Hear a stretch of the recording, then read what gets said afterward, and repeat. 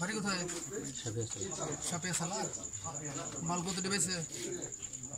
বলেন বলেন। 10 কত? 10,000। কবে নিয়ে আসছেন? পরিষ্কার করে ব্যবসা কতদিন যাব? ব্যবসা কতদিন যাব? 2 মাস। আপনি কি প্রথম চালান না এর আগেও?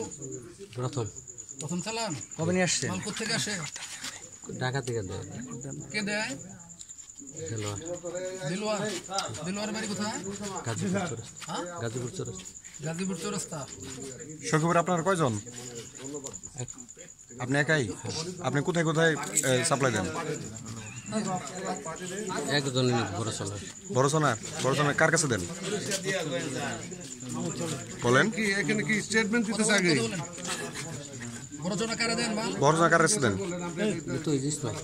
ইসমাইল। সখীপুর পুরসভার ভিতর কারে দেন? আর কোন দিকে যায়? আপনার কাছে এক কথা শেষ 10,000 পিসি আপনার পাইছেন কালকে দিস। হ্যাঁ ঠিক আছে না ধরেন 10,000 পিস। হ্যাঁ হ্যাঁ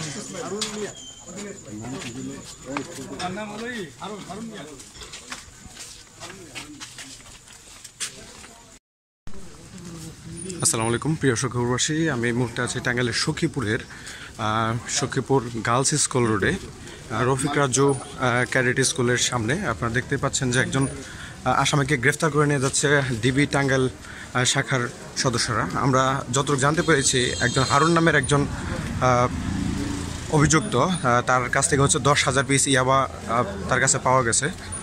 তাকে এই মুহূর্তে ডিবি টাঙ্গাইলের একটি টিম তারা কিন্তু গ্রেফতার করে নিয়ে যাচ্ছে। সম্ভবত তাকে সখীপুর থানায় সোপর্দ করা হবে। আপনারা দেখতেই পাচ্ছেন ইনি হচ্ছে সেই হারুন, যার বয়স হচ্ছে 45, বাড়ি হচ্ছে সখীপুরের সাপিয়া সালা। আপনারা দেখতেই পাচ্ছেন সুপ্রিয় দর্শক, আমরা এই মুহূর্তে আছি টাঙ্গাইলের সখীপুরের রফিক রাজু স্কুল অ্যান্ড কলেজে, রফিক রাজু ক্যাডেটের সামনে। আপনারা দেখতে পাচ্ছেন ডিবি পুলিশ তাকে গ্রেফতার করে নিয়ে গেল। তার কাছে কিন্তু 10,000 পিস হচ্ছে ইয়াবা পাওয়া গেছে, এমনটাই জানতে পেরেছি আমরা। সুপ্রিয় দর্শক,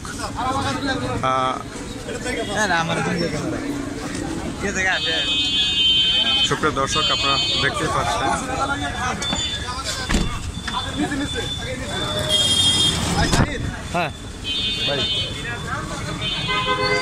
সুপ্রিয় দর্শক, আপনারা দেখতে পেলেন যে হচ্ছে